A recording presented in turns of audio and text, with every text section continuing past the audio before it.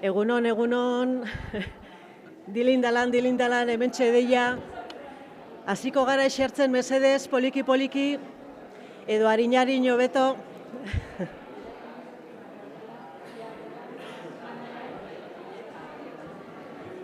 Kaixo egunon, bai 9:00 hasteko puntual dakagu, eta esertzen hasten bagara, eskertuko genizueke. Eharki zaudete solasten, baina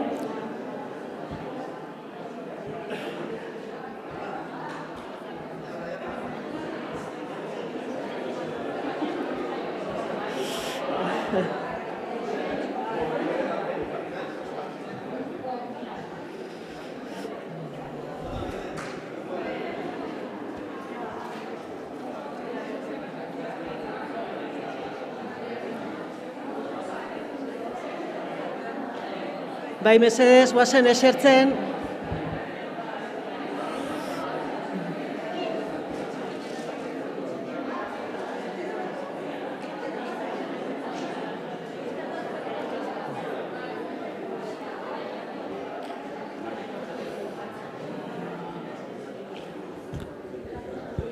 Vale.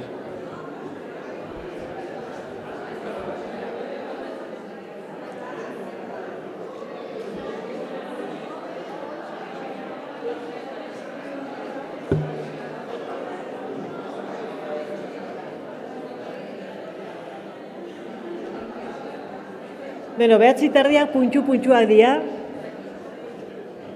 Hobe puntua lastea, gero sasoiz, garaiz, bere denboran bukatzeko. Eukiko dugu tartea gero atxeden aldian, elkar bezarkatzeko, solasten jarraitzeko, indar berritzeko, baina gozen hasiera matera puntuan gaurkoari. Bueno, egunon guztioi, egunon, eta eskertzekoa benetan gaur izan dugun harrerarekin. Benetan estimatzen dugu zuen parte hartzea gaur, hainbeste pertsona ezagun eta berriak gaur hemen elkartzearekin, eta bihotzez eskerrak, hemen aspaldiko lagunak elkartzen ari gara, berriak ere, eta esker bereziak eman nahi dizkiet gaur, oholtzara, eszenatoki desberdin batea, gurekin euren bizipena partekatzera etorri diren zuzendari eta irakaslei, guretzat hori altxor bada. Esker bereziak ere eman nahi dizkiet emun aholkularitzako kidei, zeren eretzat aingerutsuak zarete, gaur hemen zuen lana eta zuren parte hartzea, altxor bada.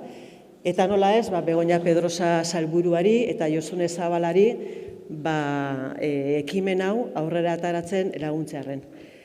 Eta parte hartu duten guztiak hau pentsatzen eta hausnartzen. Gaur zuen lana izango da, baina atzetik badago lan intelektuala purtsu bat gaur erakustea nahi duguna. Nik labur, Begoñari hitza eman aurretik, pixkat gaur zertarako hurbildu garen ona azaltzea nahiko nizuke.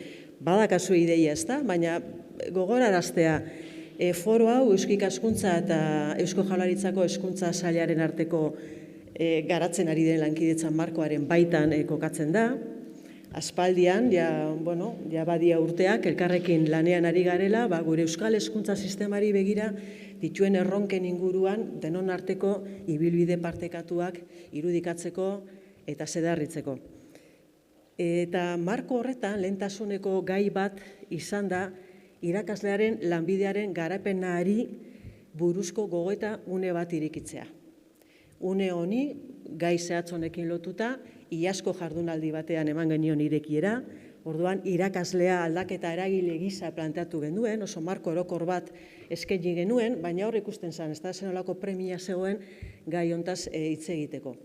Gaur, horri bidea ematen jarraituko dugu, baina gai espezifiko eta konkretu batean fokoa jarrita.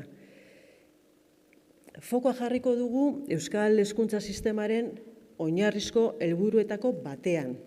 Euskararen eta euskal kulturaren transmisioa eta biziberritzea. Eta, zuek nik baino hobeto, profesio hontan ari zaretenok, badakizue zenolako erronka potoloa den hori, kontuan eukitzea bizi dugun testuinguru anitz eta konplexu honetan. Hori dela eta, galdera horren bueltan arituko gara gaur. Zer esan nahi du irakasle izateak Euskal Hezkuntza Sisteman? Gauza asko, ezta? Baina, gai konkretu honetan, zer esan nahi du irakasle izateak Euskal Hezkuntza Sisteman? Eta gure gaurko helburua izango da elkarrekin galdera horri erantzunak bilatzen hastea. Eta irakasle izate horrek izan beharko lituzken ezaugarriak eta garapen hori nola sustatu dezakegun elkarrekin. Hori importantea da, ezta? Elkarrekin egin beharreko bide bat baita. Eta hortarako, gaurko saiorako bi une nagusi planteatu ditugu.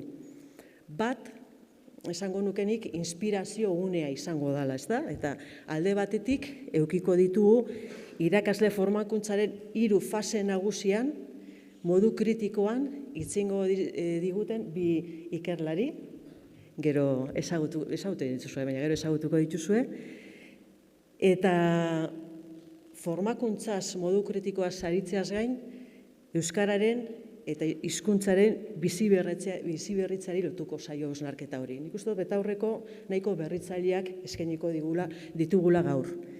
Eta bestetik garrantzitsuena izaten dela, ezta? Bizipenetatik eta esperientzietatik abiatutako gogoetak ere eskainiko ditugu.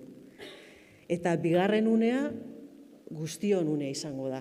Ahots kolektiboa jasotzeko momentua izango da. Eta hor, emuneko aingerutxoak gehi gure ikerlariak horrekiko dituzue mailetan, hausnarketa borobiltzen laguntzeko.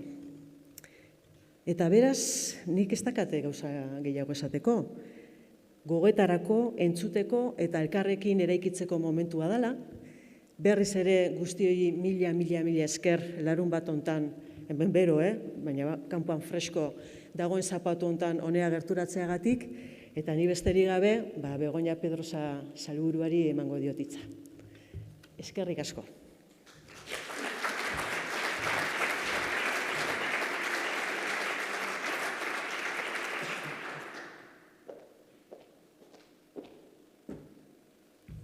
Entzuten da emetik ondo?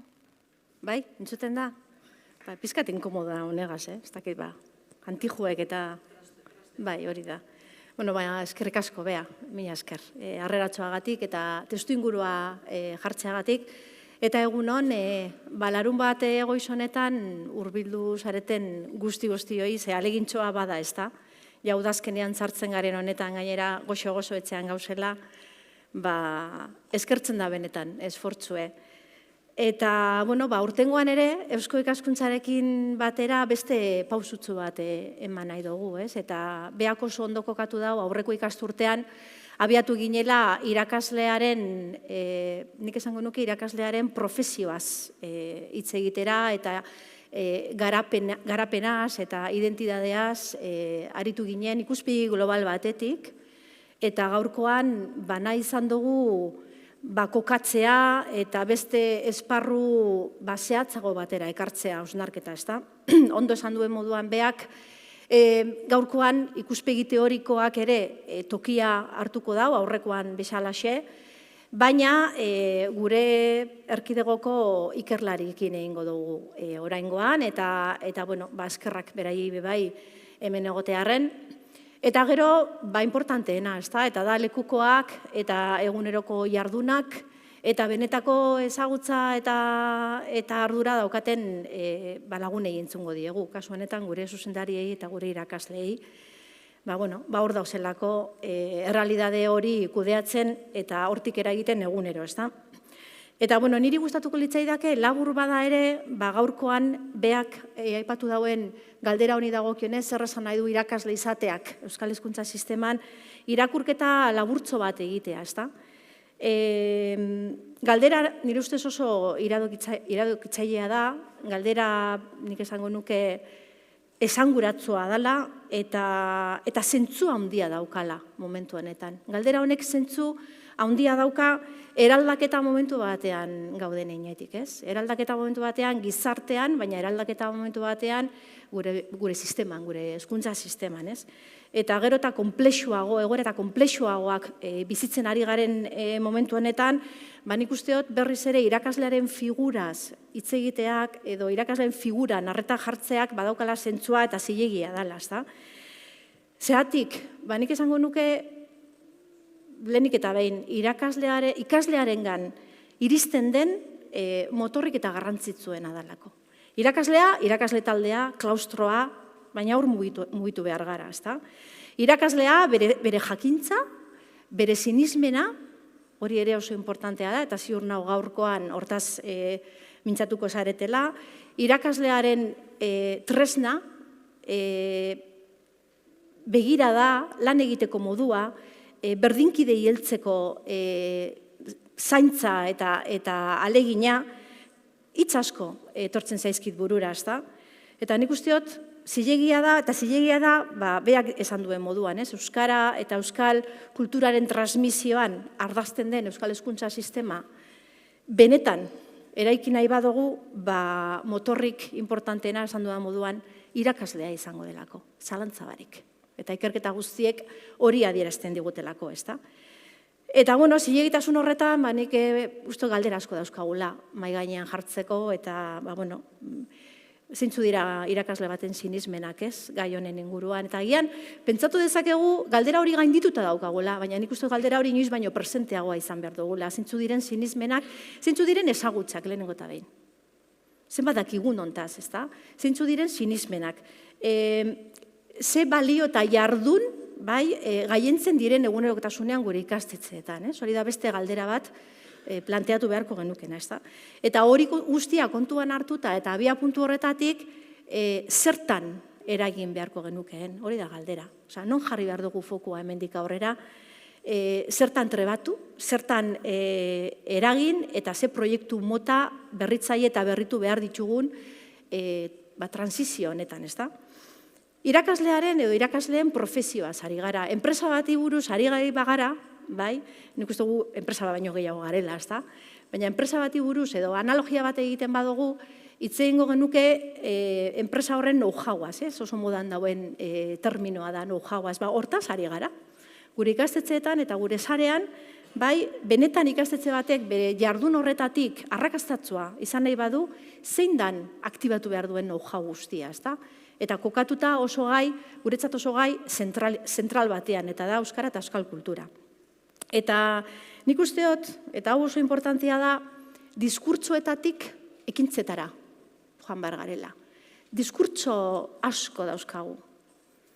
Foro ezberdinetan, toki ezberdinetan, baina inoiz baino beharrezkoagoa da, ekintzetatik abiatzea, egunero egiten dugun horretatik behaketa egitea, ezagutza maigaineratzea, eta hori transferitzea beste testu inguru batzutara.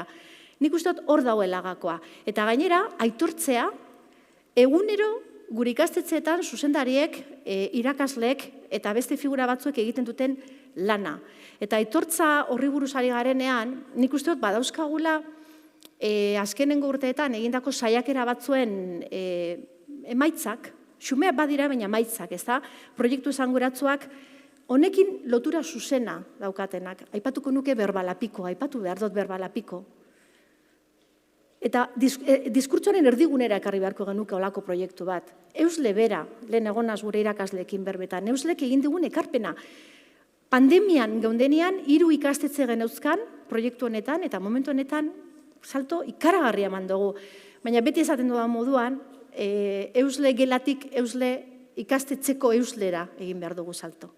Begira da hori, eta gure murgiltze ereduaren berpentsatze horretan, zeintzu diren gakoak eta zeintzu diren funtzionatzen duten ekimenak eta begiradak, eta hori eramatea gure klaustroetara, gure ikastetxetara, gure sistema osora, ezta? Nik uste dut bukatzeko, ja asko luzatzen ari naiz, baina nahi nuen ekarpentsoa egitea, ezta? Gaurkoan nik uste dut ikuspegi eta jardun anitzak entzuteko aukera izango dugula. Eta hori bada beste ezaugarri bat, gure ezaugarri bat. Eta da, anistasunarena, ez? Eta anistasun horretatik, ez dagoela atxikimendu bakar bat. Ez dagoela eredu bakar bat hitz egiten dugunean gai honetaz, ez? Anitzak garela eta irakasle eta egoera berriak, momentu honetan berriak deskubritzen ari garela gure ikastetxeetan eta eragiteko aukera berriak bilakatu daitezkela era berean, ez? Eta nik uste dut hori dagokigula gaur, ez? Horiek bizibilizatzea, bai, eta gero hortik zuei gonbidapena luzatzea hausnarketa egiteko. Eta atxikimendu hitz egiten ari garen honetan, askotan entzungo didazuen ideia bati buruz, eta honekin bukatuko dut, aipamen txikitxo bat egitea. Niretzat oso importantea da lidergo linguistikoa, edo hizkuntza lidergoa, erabili nahi duzuen terminoa. Zuzendaritza taldetatik abiatuta gure ikastetxeetan, gauzak argi badin bauzkagu, errazagoa da eragitea. Zuzendaritzaren lidergo linguistikoa, irakaslearen lidergo linguistikoa, eta hortik abiatuta ikastetxearen eta gure proiektuaren erdigunera ekartzea. Eta nik uste hori oso lotuta dagoela pertsonen, irakasleen, gure langileen, ekosistema osoaren gestioarekin baino gehiago garapenerakin esango nuke. Ez da gestioa bakarrik, garapena da. Profesionalizatzeko eta ikasteko aukerak sortzen direlako. Eta, gaurkoan, teorizatuz, apurtzu bat, ez da? Eta bereziki esperientzia pertsonal eta eraginkorretatik abiatuko gara. Eta, nik ez daukat gauza gehiagorik esateko, gaurkoan ekarpena egingo duzuen guzti-guztioi eskerrak ematea, eta gure sisteman dauden irakasle, tutore eta eragile guzti-guztiei eskerrak ematea eta nire miresmenak aitortzea, benetan lan handia egiten ari garelako momentu honetan, egiten ari zaretelako momentu honetan, aldaketa asko bizitzen ari gara, eta hemen zaudeten artean badakit bizitzen ari zatera lehenengo pertsonan, eta aldaketa horiei aurre egiteko ideia berriak, proiektu berriak, ekimen berriak eta motivazio berriak piztea tokatzen zaizkigu, ezta? Eta, nik uste dut emankorra, goiza emankorra eta ilusionantea izango da, lehenengo pausutxo bat emango dugu, eta pausutxo horretatik eragiten jarraituko dugu elkarrekin. Mila esker eta aprobetsatu goixa. Eskerrik asko.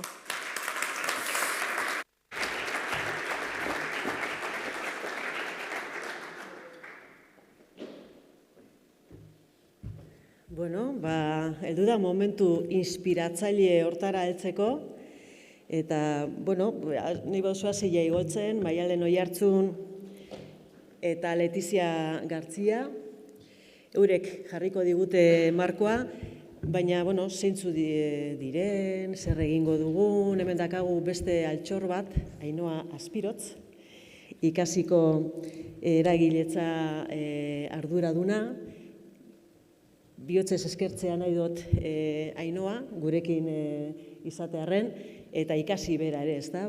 Salegintzen gara elkarrekin bideak egiten, eta oina, klak, lekukoa Ainhoari pasatzen diot, eta bere izango da goizontan ekiko dugun solasa bideratzen lagunduko diguna. Zure hitza. Eskerrik asko Beatriz, egun denoi, eta ongi etorriak. Nik usteeten bai Beatrizek eta bai Begoñak ondo kokatu digutela, markoa jarri digutela, eta gehiegi luzatu gabe mai inguruekin edo solasaliekin hasiko gara, ze mai inguruak maiak ja baztertu ditugu, atzeratu orduan solasaldia, hobeto mai ingurua baino nik uste dut. 2 solasaldi egingo ditugu, lehendabizikoa Maialen eta Letiziarekin. Maialen Oiartzun, Euskal Herriko Unibertsitateko irakaslea da, Donostiako Hezkuntza Filosofia eta Antropologia fakultatean, eta 5-6 urte daramatza irakasleen lanbidearen garapenari buruz ikertzen. Tesi ere gai horri buruz egin du, eta bereziki gainera irakasle zehazki laneratzeko etapa horri buruz. Letizia Gartzia berriz, UESiko irakaslea da, irakasle ikerlaria hezkuntza berrikuntzan. Bere doktorego tesian, euskararen erabilera normalizatzeko eragin eremuak identifikatu ditu, Mondragon Unibertsitateko irakasle gaien hiztun profilen azterketan oinarrituta. UESiko hizkuntza proiektuan definitutako ezaugarrioetan dabil lanean eta ikertzen, eta ikastetxetan ere hizkuntza proiektuen aholkulari modura badabil. Beraz, hasieran esan dugun solasaldi hau, beraien bien arteko solasaldia izango da, inspiratzailea izateko helburua duena, eta esan bezala, irakasleen lanbide garapen horretan kokatuta, eta euskara eta euskal kulturaren biziberritze horretan. Zuena da hitza. Eskerrik asko. Bai. Eskerrik asko Ainoari, eskerrik asko baita ere hezkuntza sailari eta Eusko Ikaskuntzari, eta eskerrik asko etorri zareten guztioi, bai? Maialen eta Biontzako erronka da, gaurkoa proposatu zigutenean, badakizu ez da, holako korapilo bat sortu zitzaigun, lehenengo aldia da ez genuen elkar ezagutzen, fisikoki ez genuen orain arte elkar ukitu, baina azken asteetan, bakoitza bere markotik, ekarri dugu gaurko aurkezpena. Eta zentzu horretan, eskerrik asko gaurko jardunaldiaren atzean egon zareten pertsonei. Iruditzen zaigulako, saretze baterako gaur goizean zehar, saretze hitza behin baino gehiagotan aterako dela aurre ikusten dugu, eta eskerrik asko nolabait, saretze hori garatzeko plaza bat zabaldu duzuelako, bai? Eta nien ez gehiago luzatuko, hasteko Maialeni emango diot hitza berak jarraitzeko. Egun on, denoi, bai, esan duena letik, orain arte ez genuen elkar ezagutzen, eta orduan hau zentzurretan erronka bat izan da, baina aldi berean ere ustut oso aberasgarria Biontzat. Eta, helburua da apur bat kokatzea, teorizatzea edo esan dugu, baina bereziki gero, bigarren zatian egingo dugun dinamika horri begira edo, ez? Eta egingo dugu solasaldi moduko bat, bakoitza datorren tokitik ere, ez? Ainoak esan duen bezala, nik kokatzen ez gehiago lanbide garapenaren lerro horretan eta irakaslea nola formatu beharko litzateken, baina gehiago esango nuke aurreko urtean egin zen foro horretan kokatuko nuke gehiago nire burua, lantzen duelako bereziki profesioaren izaera eta ikuspegi zabal global hori, ez?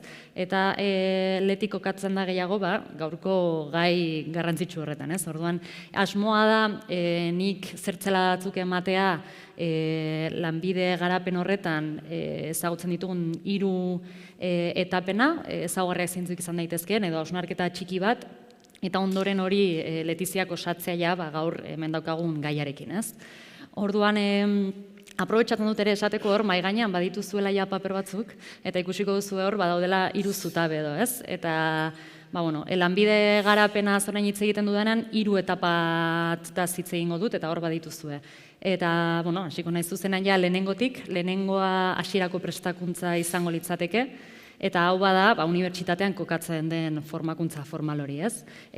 Haur hezkuntza eta lehen hezkuntzakoen kasuan 4 urteko gradua daukaguna, eta bigarren hezkuntza eta lanbide heziketako irakasleen kasuan urte bete eskaseko masterra, ez? Hasierako prestakuntza esango genuke irakaslaren formakuntza formal horretan, bada lehenengo zatia, baina bada ere bakarra eskolatik kanpo kokatzen dena, ez? Unibertsitatean daukagu eta zentzu horretan bada akademikoena eta askotan esaten dugu teorikoena edo badena, ez? Eta, ni ez naiz asko luzatuko horretan, gaur ez zaidalako hainbeste tokatzen, ez? Hortaz hitz egitea.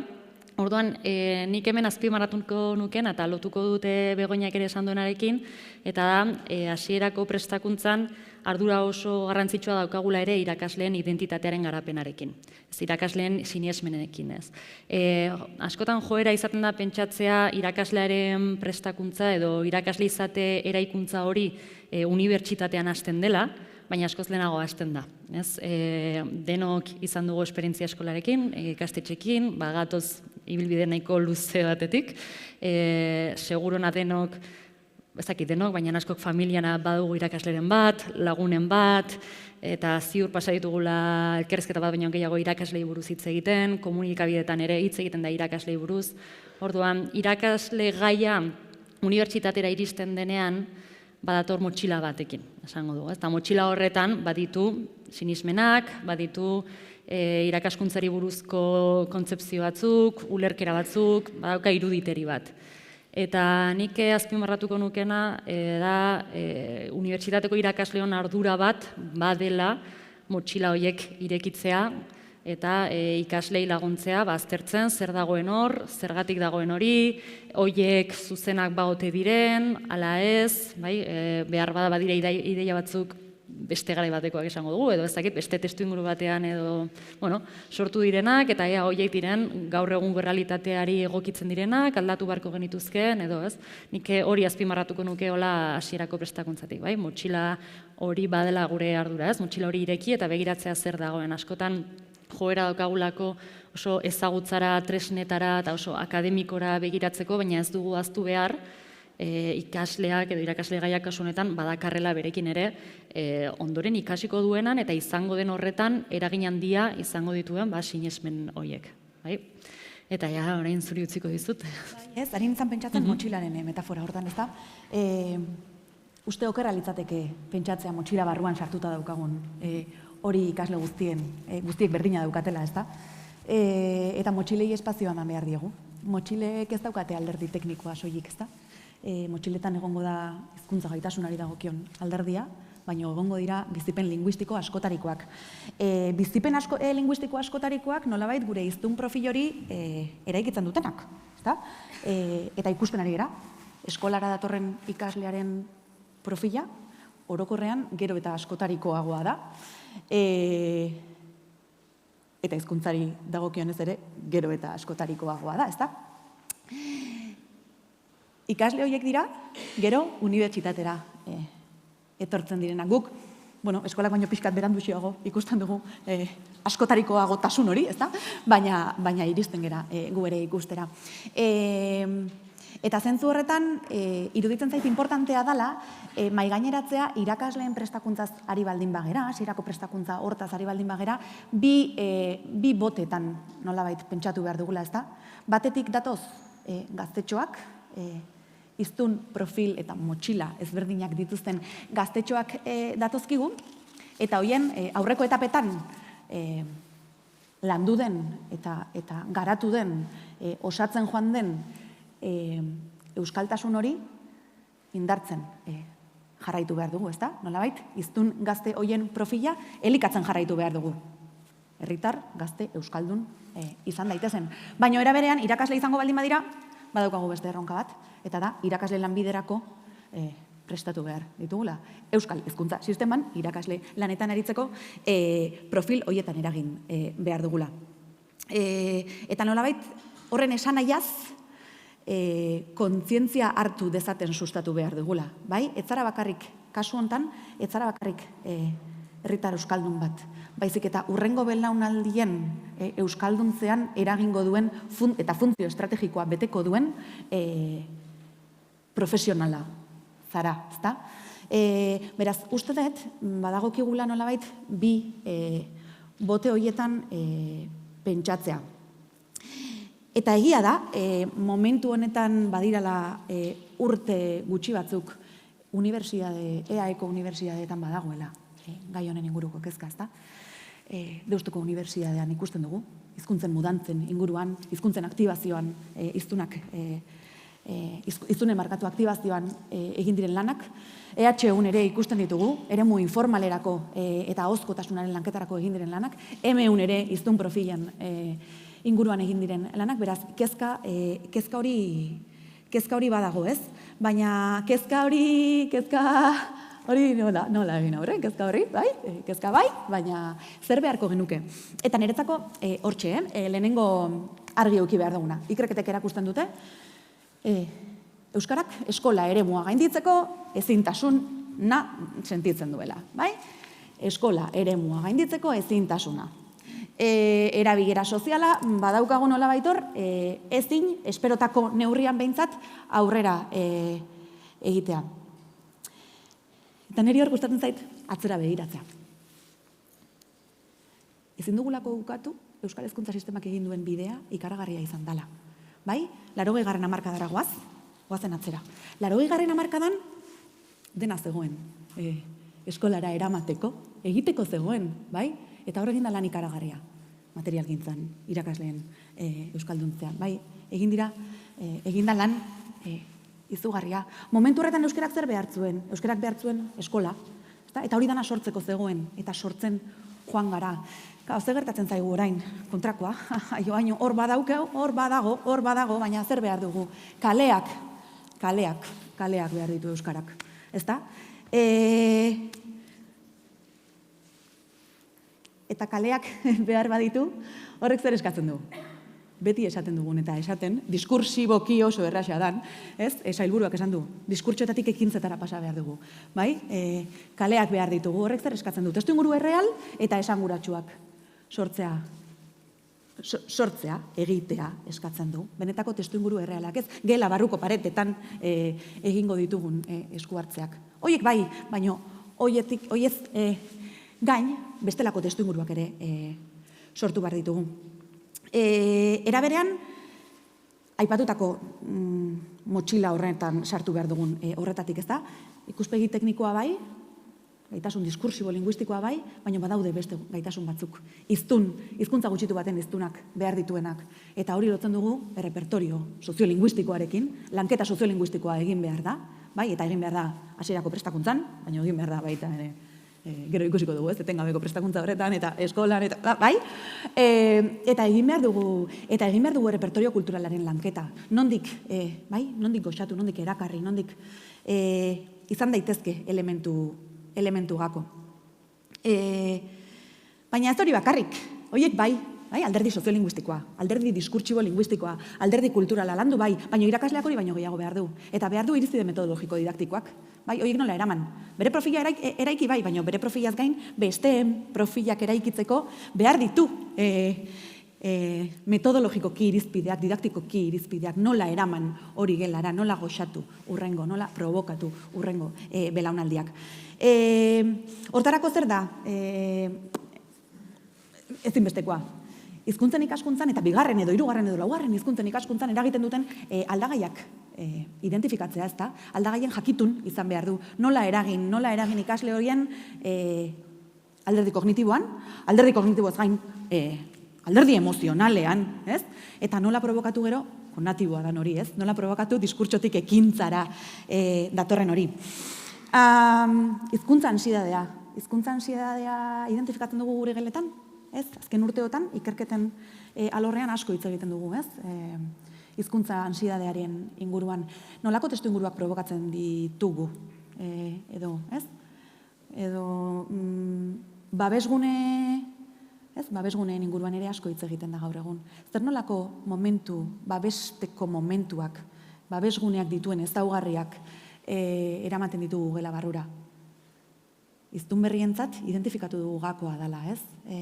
Euskarara erakartzeko babesguneen garrantzia. Zer nolako testuinguruak eskaintzen ditugu? Gelan, eskola eremuan, unibertsitate eremuan, bai? Konfiantza giro hori, goxotasun giro hori, hankasartzeko aukera horiek gerta daitezen. Bai? Kalearen ideiarekin eta pixka bat unibertsitateko etapa bukatzeko. Askotan unibertsitatean pentsatzen dugu, lasai, hau, egingo dugu, baina gero egingo dute bidea eskolan ez. Diskurtsotik ekintzara, eta behin da berriz ekarriko dut, izugarri gustatu zaidalako, ezta? Diskurtsotik ekintzara. Guk hemen lantzen duguna gero beraien jakingo dute eskolara eramaten ez. Esan dugu, euskarak kaleak behar dituela, ezta? Beraz, unibertsitateak kaleetan ere eragiteko espazioak sortu beharko ditu. Eskola, eta gaur oso argi utziko dugu, eskola izan da gako, baina eskolak bakarrik ezin du. Eskola izan da gako, baina eskolak bakarrik ezin du. Era berean eskola ezin da ekuaziotik atera, bai? Eskola ezin da ekuaziotik atera, baina eskolak beste agente batzuk behar ditu horregatik, saretzearen beharra, ez? Esperimentatu bizi egin behar dugu unibertsitatean bertan hau guztia. Identifikatu behar dugu gure testuinguru soziolinguistiko hurbilean zeintzuk izan daitezkeen aliatuak, zeintzuk agente daude ekarpena egin dezaketena, bide hau lehuntzen lagundu dezaketena, eta eskuartzeak diseinatu ez ezik, implementatu ere egin behar dira. Bale, ja, eskolan daudenean egingo dute, ez, unibertsitatean bertan egin behar dute. Bale? Eta gela ere, unibertsitatean ere gela ere mutik aratago aritu behar dugu. Falazia bat litzateke, pentsatzea, kompetentziak ondoren garatuko dituztela. Bale? Hasierako prestakuntzan hori guztia aplikatzeko testuinguruak eta baliabideak eskaini behar dizkiegu. Beraz, saretze hoiek ez bakarrik saretzea diskursiboki baizik eta praktikan jartzetik egin behar dugu. Eta hortik, oaindik unibertsitatean gaude, unibertsitatea dauka erronka, ikusten da, bai? Hortik, ateratzen dira eta lanera, ezta? Zein da bigarren fasea, ikusten duzuen? Bigarren fasea Maialen? Bigarren fasea izango litzateke ja laneratzea deitzen dioguna, ez? Orain arte, ja gauza xente esan ditugu, ez? Unibertsitatean prestatu egin dira irakasleak, diskurtsotegoki, praktikan ere, beraz, pentsa dezakegu ja nahiko garapen osatua izan dezaketela, baina kontuz, zen horrek ez du esan nahi guztiz prest dauzkagunik. Askotan joera dakagu pentsatzea, eskolara datorren irakasleak guztiz eginda badaudela. Oraindik egiten ari dira. Eta nik esango nuke, nahiz eta ados nagon, letik esan duen guztiarekin, egiten direla eskolan. Egiten dira ikastetxe batean, eta ikastetxe konkretu batean, bat baino gehiagotan. Laneratzea izango litzateke, laneratzea deitzen diogu, tituloa lortu ondoren, lehenengo lan hori lortzen duenetik, nolabait autonomia profesionala edo garatzen duen arteko etapa hori. Ez dago oso argi definituta zein den iraupen zehatza, literaturan baia izaten da 6 bat urte irauten duela, baina, sistema bakoitza desberdina da, egoera desberdina dira, eta, egia da gure kasuan, egonkortze laboralarekin lotzea etzala zuzena izango, ez? Batzuk lehenago lortzen dute, beste batzuk beranduago, orduan, esango dugu, dela autonomia profesional hori garatu arte, ez? Eta, karo, esan dugun bezala, etapa horretan, batzuk 6 urte horiek egingo dituzte ikastetxe konkretu batean, eta berdinan, 6 urteak toki berean, eta beste batzuk ibiliko dira ikastetxe desberdinetan, ez? Baina, hemen ulertu behar dugun, eta hau literaturak oso argi adierazi du, hau oso etapa kritikoa dela irakaslearentzat, bai?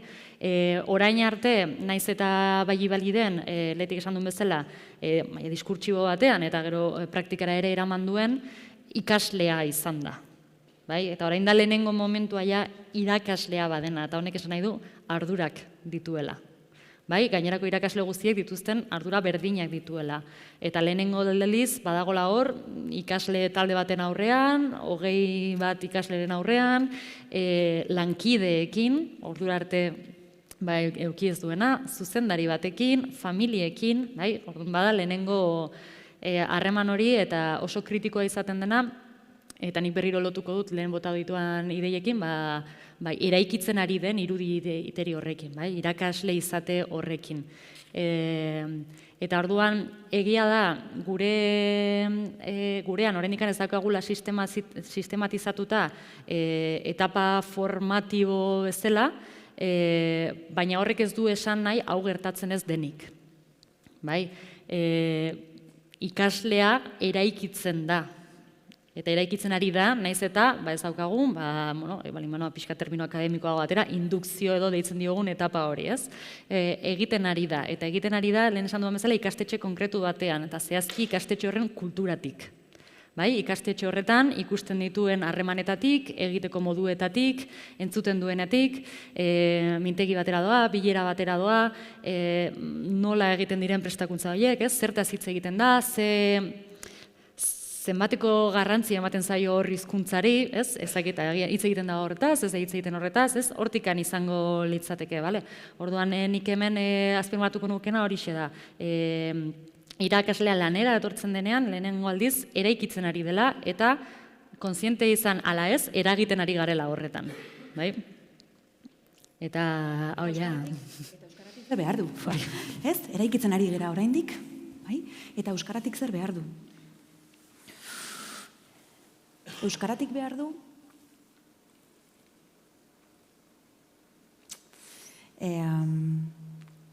nolabait erakundearen eskola horren kulturan presente, bizirik, aktibo dagoen hizkuntza proiektu bat. Ez kajoian gordeta txukuna dan hizkuntza proiektu bat. Bai, behar du nolabait erakundea osatzen duten subjektu guztiek oso barneratuta daukaten hizkuntza proiektu bizi bat, ezta? Gorpuztua dagoena nolabait, bai? Gorpuztua dagoena. Eusle gela, bale, baina behar du eusle eremu bat. Eta eusle eremua zer da, herria? Eusle eremua ja ez da, bai? Gela. Behar du hezkuntza komunitate osoak, osoa eusle izaera izatea, ez da? Zergatik, ezin zaiolako bakarrik begiratu hizkuntzari hizkuntzatik. Lehen esan dugu. Baliotatik, identitatetik, emozioetatik eta bizipenetatik ere heltzen zaiolako, ezta? Ezin du izan orduan hizkuntza proiektu bat hizkuntza gaitasunari bakarrik begiratzen diona.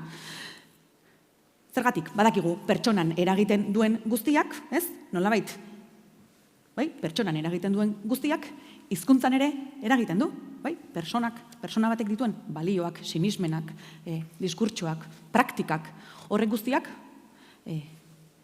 hiztun profilan ere eragiten du. Beraz, bai? Nolabait, zabalagoa dan begirada bat eman behar diogu gure hizkuntza proiektuari, gure erakunde kulturari, eta gure erakunde kultura horretan hizkuntzaren dimensioari. Eta nolabait,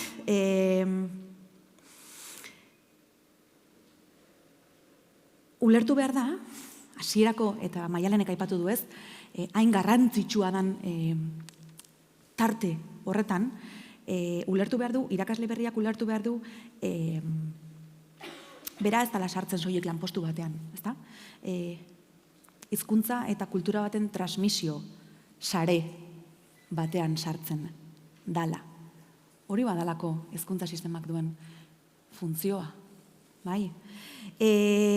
Horrek eskatzen du eragitea 3 mailatan, bale? 3 mailatan aipatuko dugu. Maila pertsonalean eskatzen du nolabait irakasle horrek, profesional horrek, bere hiztun identitatearekin konektatu behar du, ezta? Eta nolabait barneratu egin behar du. Hasierako etapatan garatzen hasi den, ez? Hasierako prestakuntza horretan garatzen hasi den eragiletza, ez? Hiztun eragile eta funtzio estrategikoa duen hiztuna, hiztun izate horrek hori garatzeko espazioak behar ditu, bai? Eta hortarako zer behar dira? Euskara bizi daiteken espazioak sortzea ekosistema horretan, bai? Bi, maila profesionalean eta metodologikoan aipatutakoa. Ulertu behar du ikasgai eta arlo guztietan txertatu behar dala hizkuntza. Bai? Eta euskara erabiltzen dugu singularrean, eta importantea dau. Euskara erabiltzen dugu singularrean, baina eskolan erabiltzen ditugun euskara guztiak berdinak aldira, esan nahi dut. Aha. Eguneroko funtzioetarako erabiltzen dugun hizkuntza edo biologia erabiltzen dugun hizkuntza igualak aldira? Ba ez, bai? Arloetarako euskara izango dugu, baina izango dugu eguneroko funtzioetarako kalean erabiltzeko behar dugun euskara. Eta horiek bereizi landu eta mailakatu egin behar dira. Bai bata eta bai bestea, bai? Bai? Bai. Desberdinak dira. Euskarak dauzkagu gelan, eskolan. Euskarak landu behar ditugu. Ez euskara akademikoa. Bai? Eta hirugarren eragin eremua litzateke, maila kolektiboan sortu behar dugula erakundearen kulturarekin, ez?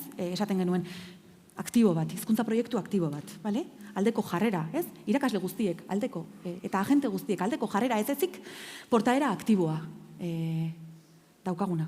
Nolabait, eskola osoaren konpromisoa eskatzen du, zuzendaritzatik hasi eta lehenengo filan dauden guztietatik pasa, eta guraso, familia, hoiengan arte iritsi behar du. Bai, eta zer behar da horretan? Lidergo linguistikoa, besteak beste, bai, aipatu da, lehen. Erakundera gerturatu den, eta erakundean berria den irakasle horrek, bere garapen profesionalerako behar du babesa, behar du eredua, eta badaude ereduak, badaude mentoretza ereduak, badaude ez, baina behar du sare profesional aktibo bat. Eta behar du esperimentatzeko, hausnarketarako, komunitatean oinarritutako praktikarako espazioa behar du. Bai, nolabait gorpuztu egin behar duelako euskara. Bai? Gorpuztu egin behar dugulako gure erakundean euskara. Eta jarraitu behar dugu, ez? Jarraitu behar dugu. Honekin bai, ja iritsiko ginateke, Sartzen da? ez? Bai? Azkeneko etapara, eta esango nuke ja azkartxo, honbar dugula, bai. Berez tokatu zaigu orain denetan etapa luzeena, baina da hemen laburren azalduko duguna, bai. Izango litzateke ja behin irakaslea autonomoa dela, bai. Hortik aurrera, hasten zaigun prozesua, eta horri etengabeko prestakuntza deitzen diogu. Eta nik hemen oso labur arituko naiz. Hemen, irakaslea esango dugu ja nahiko osatua dela, bere autonomia profesionala daukala, jakintza daukala, bere identitatea garatuta daukala, bere motxila ondo osatuta daukala dagoeneko, ez? Eta orain motxilarekin zer? Zer egingo dugu? Utziko dugu motxila eskolako apalategi batean horra aztuta eta ez dugu berriro ukituko bagoa zen arte? Ja eskola, jubilatu arte, bai? Haido, zer egingo dugu? Eta ezin dugu hori egin, bai? Motxila detema gabe gurekin oki beharko dugu, eta motxila eten gabe ireki beharko dugu, begiratu beharko dugu zer daukagun barruan, daukagun horrek balio digun orain ditugun ikaslentzat, ala ez. Zen, gero seguro Letiziak esango dula, bai?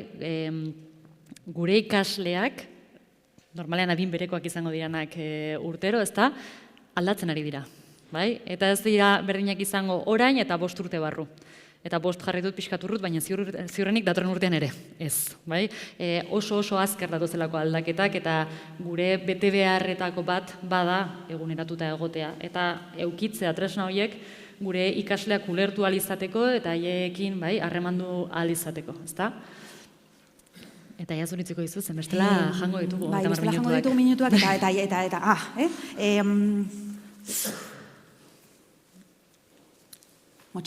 Motxila ezin da usteldu. Motxila ezin da usteldu. Ez? Ideia hori da. Garaian, garaiko logiketatik egiten jakin behar dugu. Irakasleak jakin behar du, garaian, garaiko logiketara egokitzen. Eta horrek esan nahi du, besteak beste, erreferenteak eguneratu behar ditugula, ezta? Eta begirada berriak txertatu ere egin behar ditugu. Esaterako kulturartekotasunaren begirada txertatu behar dugu, hizkuntza aniztasunaren kudeaketa, ahozkotasunari ematen diogun tokia, edo zirkulazio librean ari garenean, euskaraz aritzeko eta euskararen lanketari propio eskaintzen diogun tokia, ez da? Zentzu horretan irakasleari honek zer eskatzen dio? Ekarri nahiko nuke nolabait irakasle gogoetatsuaren ideia, ez da?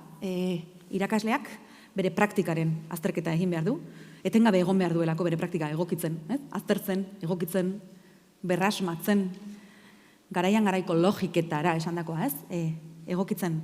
Eta nolabait, identitate profesional hori eraldaketaren parametrotan begiratu beharko luke, ez da?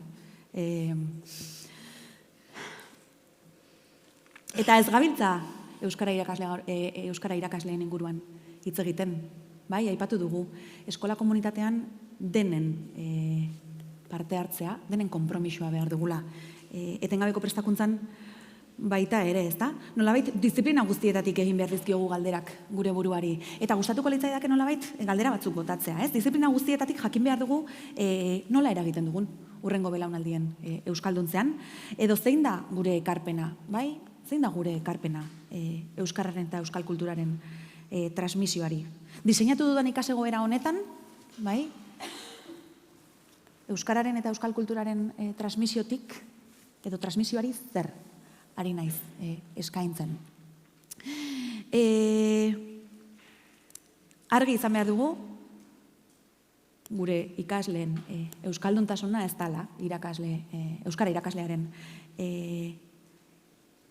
ardura, nolabait eskolan gauden guztiok garela koerantzule, eta guk iruditeri bat sortzen dugula ikasle hoiengan. Bai, eta iruditeri hortaz, transmititzen ari garen hortaz, hitz egin behar dugu klaustro mailan, hitz egin behar dugu kanpoko agenteekin, hitz egin behar dugu, bai. Etortzen zait apodaka, eta honekin bukatuko dut. Apodakak zentzugintzaz hitz egiten du, bai. Ze zentzu ematen diogu euskarari? Uste dut aktibo behar dugun galdera badala, bai? Ze zentzu ematen diogu euskarari? Pentsatu behar dugula hortan. Zergatik egin behar dute gure ikasleek euskaraz? Eta guk zer egiten dugu gure ikasleek euskaraz egin dezaten? Honekin bukatzen dugu, ez da? Pena bat, egia esan. Ja, gero jarraituko dugu, bai? Eta orain Ainoari emango diogu hitza. Eskerrik asko zuei, bai.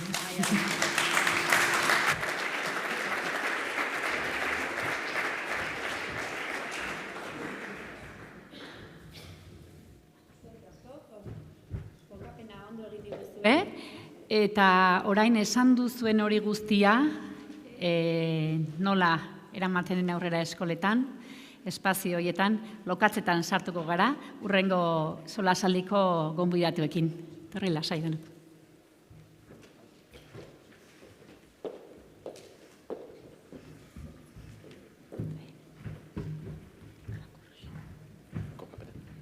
Bai, nahi dezun lekuan. Ni erdian, bale, jarriko nahi zer dut. Hortxe, bai. Esan bezala, bigarren solasaldiari helduko diogu. Eta esandakoa, Letiziak eta Maialenek esan duten guzti hori lurreratzen den eremura etorriko gara, eskoletara, eta hemen ditugu gurekin Lorea Gabiola, Gasteizko Miguel Unamuno Institutoko zuzendaria da bera, Fernando Blanco, Barakaldoko Minas Institutoko berrikuntza arduraduna, Cristina Bernal, Elgoibarko ikastolako irakaslea, eta Maite Antxustegi, Ermuako Anaitasuna ikastolako ikasketa burua. Orden bat hartzeagatikan, aurrez da lehen hezkuntzako ikastetxetikan hasiko gara, Maite zurekin hasiko gara. Maite euskara eta euskal kulturaren grina barnean daraman markinarra da, Ermuan Anaitasuna ikastolan ikasketa buru modura zabiltza, azken 5 urte hauetan, eta berak esaten du eremu erdaldunetan arrotz sentitzen dela. Ermuan 2 ikastetxe bateratu dira, Ongarai eta Anaitasuna, eta aurten duzue lehenbiziko ikasturtea bateratze horretan, ezaugarri desberdinetako 2 ikastetxeak eta gure gaira ekarrita, euskara eta euskal kultura, kontatu iguzu pixka Maite nola izan den bateratze horri, ikastetxe bakoitza ze ezaugarri zituen eta orain bateratze horretan ze marko eraiki dezuen gure gai honi dagokionez. Bai, berak esan dabe moduan, ni Maite Antxustegi naz, Anaitasuna ikastolatik nator. Anaitasuna ikastola D-ereduko eskola da, eskola publikoa. Beti, hasieratik, Anaitasuna ikastolak hezkuntza komunitate osoak egindako hezkuntza proiektua du. Eta bertan, helburu nagusia da euskara eta euskal kultura transmititzea eta sustatzea. Anaitasuna ikastola hortatik dator. Garai baten ikastola izandakoa da, eta 1984an publifikatua. Eta oraindik baditugu ikastolatik eratorritako irakasleak. Bestaldetik Ongarai eskola, bateratu da Anaitasuna ikastolara ikasturte honetan, eta Ongarai eskola B eredutik eratorritako ikastetxea da. Gaur egunean B eredu hori desagertzen duta dago, eta bateratze prozesu horri ekin diogu. Hasieran milaka beldurrekin, baina egia esan oso ondo doa. Gaur esan beharra dago, gure irakasle, ikasle eta gurasoak Ermuko San Martin azokan dabiltzala, euskara eta euskal kultura sustatzen, eta 2 ikastetxeetatik eratorritakoak. Hori oso pozgarria da. Eta lan horretan ere danok ari garela. Egia esan, anaitasuna ikastolak errotuta eduki dau beti euskara eta euskal kultura. Lidergo linguistiko hori antzinati dator. Nik euskara eta euskal kulturako grina izan dudan arren, anaitasuna ikastolak aukera eman dit grina horretan lanean jarraitzeko. Eta hau bateratze prozesuan oso garrantzitsua izan da. Anaitasuna ikastolak errotuta daukan zerbait zabaltzeko aukera eman digu. Hori da, pixkatxo bat esateko eduki aldoana. Eta honekin lotuta ikusteko zein errotuta daukagun euskara eta euskal kultura. Orain dela 2 ikasturte atzerritik etorritako ikasle bat ere, Panderoko eskolaz kanpoko ekintzetan dugu eguerditan. Eta Gabonetan jada, Olentzero eta Mari Domingin kale jiran, gure guraso elkarteak antolatuta herri mailan bertan arituko da kalez kale panderoa jautzen. Horre ere euskara eta euskal kultura adieraztiak guk ez ditugula gela barruan lantzen bakarrik, baizik eta gelatik haratago kalera ateratzen gara. Aipatu duzu, Maite, lidergo linguistiko hori badagola, aurretik hizkuntza proiektuan oso errotuta zegoen euskara eta euskal kulturi mantentzen duzuela. Anaitasunara joaten dan irakasle bati hori adierazten zeo, badaki anaitasunara doala eta nora doan? Bai, anaitasuna ikastolara datorren edonork badaki nora datorren. Anaitasuna ikastolara irakasleguak aukeratzen da benean badaki gure hizkuntzarekiko, euskararekiko eta euskal kulturarekiko atxikimendu linguistikoa badagoela, maite dugula. Orduan horrek lana errazten digu. Jada, anaitasuna ikastolara etortzea erabakitzen daben irakasle gehiengoak hori badu eta datorrenak errepikatu nahi izaten du. Ez hori bakarrik, datorren irakaslegoari, guk lehenengotatik, eta ez irakaslegoari bakarrik, praktikariei baita be, praktikarientzat ere badaukagu dekalogoa, guk esaten dieguna da, euskaraz egin behar dela, euskaraz egitea baldintza bat dela, bete beharra dela, eta ez hori bakarrik, euskara eta euskal kultura maitatzera gonbidatzen ditugu. Eta horren adibidez, esaten diegu, gu irakasleo gure bazkaria egiten dugunean, trikitita panderoak ateratzen gara Ermuako kaletara. Euskal kantuak abestuz.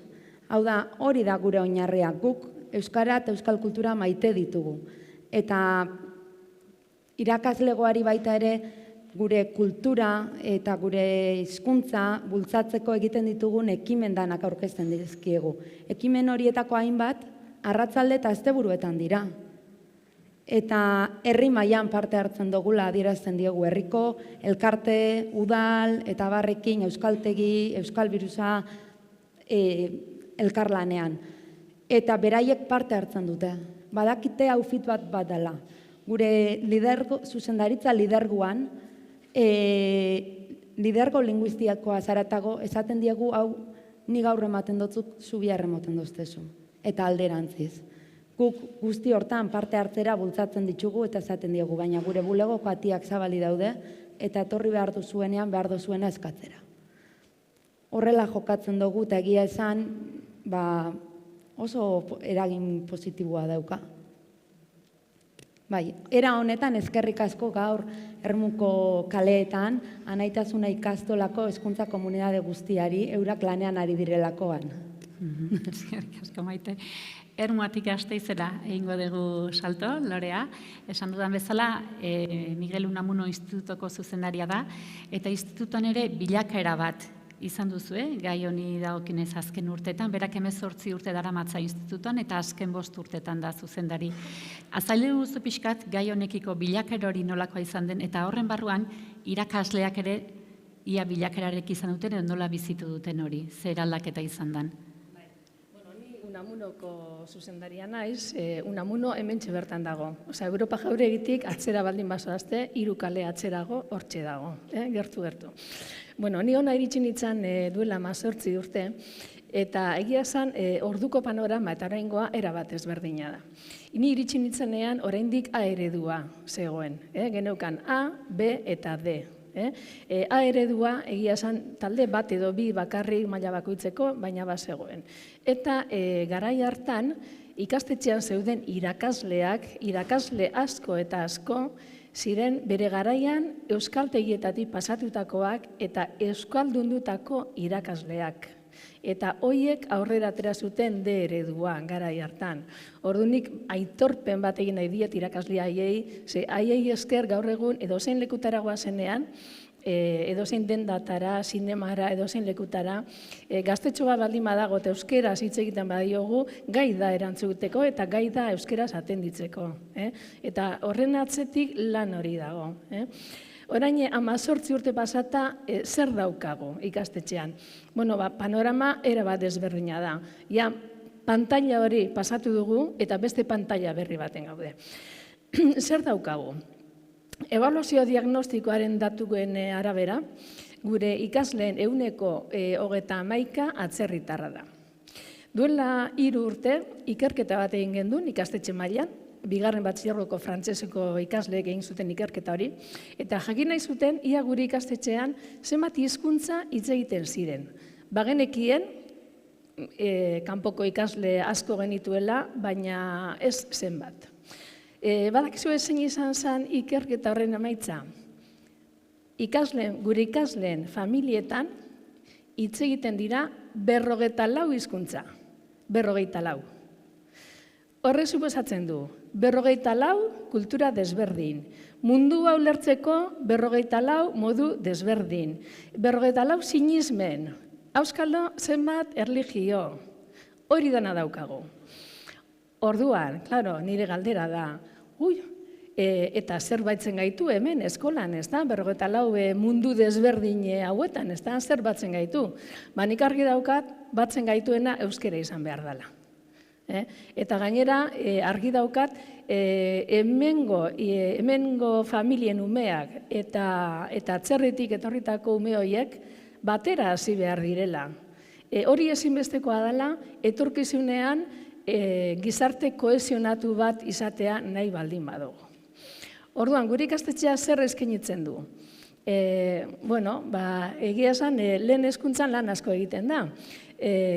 Pasan egunean, bitu anekdota bat kontatuko dizuet, pasan egunean Durangon, kaletinen bilela, ikusi nituen umetxo batzuk, 4-5 urtekoak, eta atzetik beraien amak. Amak hitz egiten zuten guaraniz, uste dut, guarania zela, ez nago ziur, eta umetxoak beraien artean euskeraz hitz egiten, olgetan eta euskeraz hitz egiten. Esan nuen begira, hau da gure etorkizuna, ez da? Honek izango dira gure euskaldun berriak, eta egia esan, nik konturatzen naiz, gure euskaldun izateko modua eta beraien euskaldun izateko modua oso desberdina izango dela. Beraiek biziko dute hori beste era batera. Baina horrela izan behar da, eta horrela hori da lortu behar dugun azken finean. Eta ze eskaintzen diegun gure ikaslei? Guk ikastetxean ditugun proiektuak, beste edozein ikastetxean bezala daukagu, hizkuntza proiektua, daukagu kultura astea, daukagu hainbat gauza, ez da? Baina, konturatzen naiz hor lehen hezkuntzan lan handia egiten dela, lehen hezkuntzan parte hartzen dela, herriko ekimenetan, hor behar bada gehiago bultzatzen dela kultura eta abar, baina iruditzen zait euskera atera behar dela folkloretik, edo behintzat ez dela lotu behar soili folklorearekin, eta atera behar dela arnazgunetatik, ezin dela mugatu arnazgunetara. Orduan gure ikasleek ikusi behar dute, badaudela medikuak euskalduna, badaudela hieltzer euskaldunak, badaudela edozein lanbidetako jente euskalduna, eta baita ere, gure ikasle bezala, atzerritik etorritakoak, eta gero unibertsitateko ibilbidea ere euskeraz egin dutenak, eta bere ibilbide profesionala ere euskeraz egiten dutenak, ez da? Azkenean hor lotura bat egon behar da. Batzutan gertatzen da, ikasle batxilergoa amaitzen dutenean, unibertsitatera doazenean, hor batzuk ja euskara mundutik erortzen dira, eta ia pasatzen dira erdarara, edo gazteleraz hitz egiten dute. Ordu, nik uste dut hor beraiek erreferentea behar dituztela. Ikusi behar dute gaur egun unibertsitatean tesiak euskeraz egiten direla. Ikusi behar dute badaudela horren nasan euskaldunak langilean, langile euskaldunak, badaudela mediku euskaldunak, deneti dagoela. Eta hori irakutsi behar zaie, beraiei. Beraiek ere ikusteko hori posible dela, ezta? Orduan, bizka gure bilbidea horti doa. Guk azkenean eskaini dezakeguna da, prestakuntza akademiko kalitatezkoa euskaraz, eta bereik ikus dezaten hor jarraipen bat badagola, ezta? Ate hori hor dagola, eta hori existitzen dela, Eta honekin lotuta, guk daukagu batxilergorako ikerketa proiektua, ez da deitzen dioguna. Eta orduan hor, IES izan zen gure lehenengo belaunaldia, eta belaunaldi horrek egin zuen aurkezpen publiko bat, ez da, 150 pertsonen aurrean. Hor, oharkabean, bapatean konturatu ginen, hau inflexio puntu bat izan da gure ikasleentzat. Azkenean hemen beraiek bere ikerketa lanak euskeraz defenditu behar izan dituzte, eskolatik kanpo dagoen eremu batean, 150 ez ezagunen aurrean, eta Madrilgo jentearen aurrean bebaiz, etorri ziren Madrileko 40 pertsona, interpretea egon zen, eta abar, esan nahi dut, beraiek sentitu behar dute hori. Eta, honekin lotuta, ikasle batzuk, baditugu gero batzuk, baita ere, saharaui bat, Urruzuno literaturzari irabazi zuena, eta hori ere, pozgarria da. Eta jentean, ikuste dut, sari banaketan harrituta gelditzen zala. Baina, bereik ikusi behar dute, hori horrela dela, eta hemendik aurrela horrela izango dela. Hau da nire zuzendari moduan nire ikuspegia, baina ni ez naiz soziolinguista hizkuntzetakoa ez ezer, baina bat egiten du Letiziaren diagnostikoarekin, eta hurrengo txanda zuena izango da. Ez zara soziolinguista, baina zuzendaria baita hor irakasle talde handi badaukazu. Eta orduan, erreferentzia izate horretan, irakasle horiek egiten ari lana ere, esanguratsua izango da. Egia esan, irakasleak ere asko aldatu dira, ezta? Gaur egungo irakasleak ez dira garai batekoak. Gaur egungo irakasleak euskalduna dira, euskararen alde daude, dira eragile aktiboa dira, ez da lehen esan duzuen bezala. Eta hori nabaritzen da. Guk hainbat irakasle ditugu gure ikasleak izandakoak garai batean. Gazteiztik Barakaldora ingo dugu salto, Fernando. Egunon, Minas Institutoko irakaslea da, berrikuntza arduraduna. Lehen Letiziak ere komentatu du, euskara irakasleak bakarrik ez, gainerako irakasleak ere hizkuntza irakaslea direla, eta hori gogoratu egin behar dugula, ez dugula aztu behar ez da, hizkuntza denok erabiltzen dugula, eta horietako bat da Fernando, ez da euskarako irakaslea, baina hizkuntzarekin erabat konprometituta dagoena, eta hizkuntza proiektu berri bat egin zuten, orain dela ikasturte batzuk, guztien parte hartzeekin, irakasleak, familiak, ikasleak, ondo hausnartutako proiektu bat, proposamen zehatz eta errealekin. Itzegu zu pixkat hortikan atera denarekin, nahi baduzu hasieran institutuaren argazki bat eginda. Bueno, gure institutua Minas BHI B ereduan hasi zen ikastetxea, baina lanbide heziketatik zetorren ikastetxea izan zen. DBH sortu zanean, hasi zen DBH ematen eta lanbide heziketa pizkanaka desagertuz joan zen, beste lanbide heziketa zentro batzuetara joan da. Orduan, denboraren poderioz, lanbide heziketa desagertu zenean, DBH B eredutik D eredurako jauzia ematen hasi zen, ikastetxeetako errealitatea hori zelako gurek referentziazko ikastetxetan, baina gaur egun ere badaukagu B eredua lerro bat eta D eredua. Orduan, aspaldidanik egon den kezka eta eta oso lotuta dago gure zonaldearekin, ez da Barakaldo da ezkerraldeko errealitate bat. Horre, euskararen presentzia ahula da zentsu guztietan, ez bakarrik ikastetxetan, kaleko neurketetan 2% ez da heltzen. Orduan, nola eman buelta horri, edo ze ekarpena egin ikastetxe bezala euskaldunak sortzeko, eta azken finean, euskaldunak sortze prozesu horretan bagaude. Nola egin? Bide guztiek eramaten gintuzten 2 puntutara. Ahozkotasunera eta irakurriaren ulermena. Orduan, 2 bide horiek jorratzeko, departamentoak proposatutako elkarri, eleaniztasunerantz proiektuetan parte hartu genuen. Hau da, hortua bezala edo baratze bezala. Pentsatzen dugu udan pilo bat fruituak aterako ditugula eta batean ekaitza dator eta zapuzten da guztia. Orduan, guk proiektu horietatik, bai, alor teorikoan jantzi ginen nahiko ondo eta irakasleen aldetik nahiko emaitza honak lortu genituen, baina zer gertatu zaigu gure ikastetxeari. Gure ikastetxean dagoen arazo bat eta strukturala da une honetan. Bada, gure irakasleen 50% alde egiten du urtero. Eta horrek baldintzatzen du asko. Zergatik, lehen aipatu da hemen, ikastetxearen kultura. Ikastetxe batek kultura eduki behar du. Zein? Ikastetxe baikoitzak definitu beharko du dauzkan bitartekoekin. Baina guk buelta horri nola eman genion buelta. Nola baiteko 50% bertokoak ez Barakaldarra, baizik eta benetan institutuarekin implikatuta baldin bagaude, hor hasi behar gara gure definizioa egiten, ez da, zenolako ikastetxea. Eta 2 bide horiek markatuta irakurketarena, irakurzaletasuna eta ahozkotasuna, bide horiek markatu ditugu.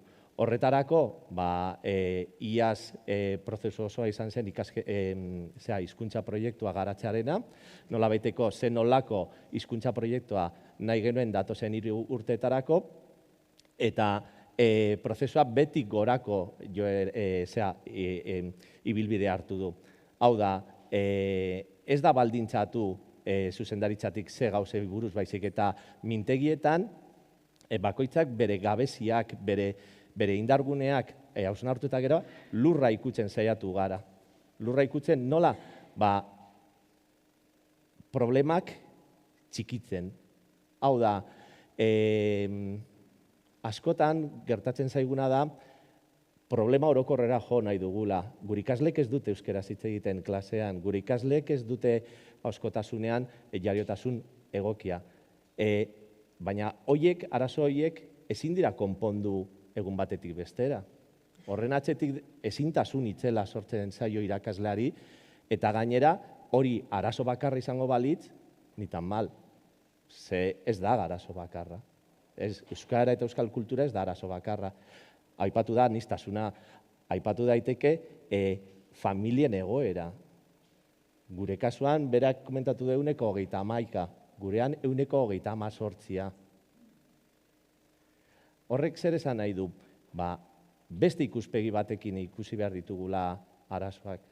Eta arazoak baino, buelta eman behar dizkiogu, eta arazo baino gure ustez dira aukerak. Eta horretan saiatu gara. Hizkuntza proiektu potente bat sortu dugu, baina errealitatea ikutzen. Hau da, gu ezin gara handikerietan erori. Guk lortu nahi duguna, zer da? Ikasleek ahozkotasuna lantzea zergatik, gabezitzela ikusten dugulako, eta beraientzat ezintasuna ere sortzen die, ikaslei ezintasuna handia, ze ulertzen dute, irakurri aldute, baina aurrez aurreko kontatu formalean eta ez formalean, euskeraz maila basuan gaude, baina gaztelanean, gauzantzekoa gertatzen da, hizkuntza formalean ari garenean, eta ingelesez antzekoa. Orduan, ez da euskararen kontu bat da, hizkuntzen, edo lantzen ditugun hizkuntzen kontu bat. Nola eragin? Gure ikuspuntutik, eragin zuzena da gauza simpleak egiten. Orain dela bizpairu urte, ikaslab, ez dakit ezagutzen duzuen, etorkizuneko gelak, etorkizuneko geletan nolabaiteko proposatzen dena da ikase egoeren diseinua praktikotasunera eraman, nolabaiteko ikusentzunezko potenteen bidez. Guk horretara zentratu gara, gure ikastetxean irratsaioak egiteko lokal bat daukagu, kroma berdea bideogintzan aritzeko, baina gu ez gara adituak, Osea, ez pentsa gaudela puntako gauzak egiten, baizik eta gauza simpleak egiten ditugu ikasleek beldur hori galdezaten eta ahoskotasuna lantzeko. Propaganda txiki bat eginda, gu badukagu Instagram bat, Minas Planet deitzen dena, eta benetan ikusi nahi baldin baduzue zer egiten dugun, hor daukazue. Dokumentu bat, bidali aldugu, egiten ditugun gauza guztiekin, baina egiten diren gauzak dira, benetan ikasleekin egiten direnak. Orduan hori, guretzat hori da, lehen aipatu da, ez da dokumentua gordetzeko, baizik eta ez, nola egiten dugu. Eta filosofia mintegiak ze ekarpena egin dezake? Filosofia mintegiak bere ekarpenak egingo ditu, baina guk proposatzen dieguna edo adosten duguna da euskal adierazlerik filosofian badaude, hoien berri daukate gure ikaslek, edo bagoaz bakarrik puntan edo edukietan dauden hoietara. Bigarren arloaz da irakurzaletasuna edo irakurriaren ulermena. Ezke gure ikaslek ez dakite, ez dituzte ulertzen gure apunteak, ez dituzte ulertzen gure problemak. Orduan, horretan eragin egin behar dugu. Horretarako, irakurketa plan bat proposatu da, benetan berriro lurra ikutzen duena. Eta horretarako, bere, azken 3 urtetan, beste bide bat landu dugu. El-Librun proiektuan sartu ginen, El-Librun proiektua orain dela 2 urte sortu zen, irakurketa sustatzeko plataforma digitala, baina horren atzetik dagoena da, irakurzaletasuna. Ikasleek irakurri behar dute bere denbora librean, baina instituto barruan ere. Eta horretarako tarteak proposatu behar dira. Nola? Gure kasuan, proba ezberdinak egin ziren azken 2 urtetan, eta horten erabaki dugu 3 ordu dituzten irakasle guztiek, 15 minutu egunero, astero, eskaini behar dute. Hau da, 3 orduetatik, 15 minutu beraiek kokatzen dute, eta irakurketarako bai ikasleek, bai irakasleak. Eta irakasleak eraman behar ditu bere liburuak, egunkaria, aldizkaria, dena delakoa. Baina 15 minutu horiek existitzen dira. Eta ohitura bat da, non funtzionatzen duen ondo? DBH baten, DBH bin. 3. mailatik aurrera, ez daukatelako ohitura hori, baina iaz hasi ginen DBH baten, aurten DBH bin, eta ohitura pizkanaka doa. Nondi dator? LH-tik. LH bostein irakurketa egon badago. Orduan, horren jarraipena egin behar da, guri funtzionatzen digu. Eta bi bide horiek guretzat klabeak dira, gero normalkuntza proiektuarekin bat egiteko. Eta horretan, badagoela kurtsoan zehar nolabaiteko lerro bat. Eta hor, Euskal Herri osoan egiten diren euskararen aldeko ekimen gehienak edo guztietan parte hartzen dugu.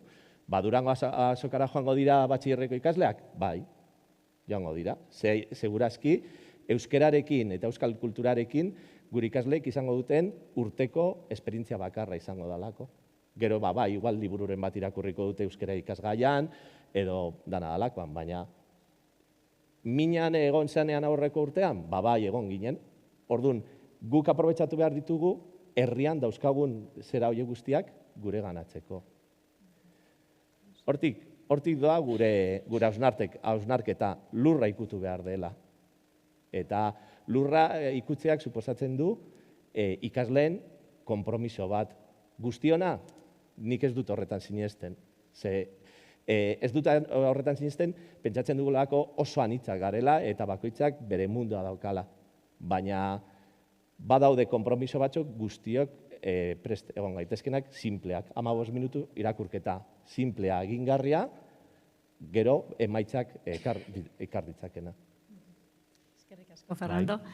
Elgoi Barrera, hurrengo saltoan, Kristina Bernal daukagu hemen, Elgoi Barko ikastolako DBH-ko irakaslea, 11 urte daramatza, Elgoi Barko ikastola lanean, eta urte hauetan euskararen erabilerari dagokionez, badaukazuek kezka, Elgoi Barren berakada bat somatu duzuelako, eta ikasleen aniztasuna ere igo delako, ze lanketa egiten ari zarete euskararen erabilera sustatzeko, eta hor, ze konpromiso hartu behar dituzte irakaslek, hori dena gauzatu dadin. Zakita itezan, bai. Bueno, egia da, azkenean, Elgoi Barren makina herramienta dala, faktore ezberdina diala, azkenen demografikoki mugimendu ezberdinak eman diala azken urteotan, ikastola behare, 1962tik gaur egunea dauzkan erronkak asko aldatu dira. Eta hor, esango genduke gure jardunan erdigunen edo, behintzat bai daukaulako kokatuta euskara eta kulturartekotasuna, ezta.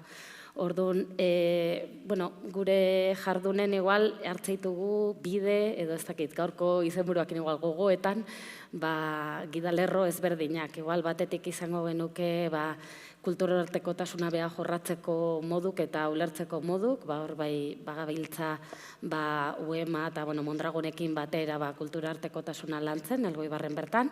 Gero bestetik izango genuke baita ikastolan elkartea beha ere ez daukan gogoetan hizkuntzan trataera integrala azkenen lehen eitu zate ere komentatzen ez da euskera hizkuntza irakasle dano gehala, ez da berdina biologia eta kaleko euskera, orduan hortan ere eta loreak ere aipatu du eta nik uste Fernando baita ez da euskeraz ikaslek ze gaitasun ez, hor ere badago kezka eta erronka, azkenen ikuste deu aldaketa bat, euka ezina da, ikastolan bertan ere sumatze deu, azken finen 11 urte hauetan nik ikuste ikasleen artean, euskaran erabilera, gero nola sentitzen dian eurak ere euskaraz komunikatzen, horren aurren gabiltza hainbat hausnarketa, eta beste ikastolekin batera, beste tresnak edo beste ekinbide batzuk eta egiten, ikaslek eroso senti daitezen, eta nik uste gaurko gaiakin lotuta, eta oso importantia fokoa irakasle hongan jartzen, ez da? Ze askotan pasatzen zaigu, gu euskaldun, ikuste deu, transmisioan daukagun, lana eta balilua eta zeregina, baina geho igual, faltatzen zaigu batzutan metodologia nola hoi ere egin, nola aurrera eraman, ez da? Hitzetatik esan dugu, ekintzeta, horre jauzi hori, eta hortan oso sartuta bagabiltza. Eta gero baita, lehen okurritu zait, gaur goizian hitz egiten, baita bastante Europara begira, eta beste instituzioi begira ere jarri geha.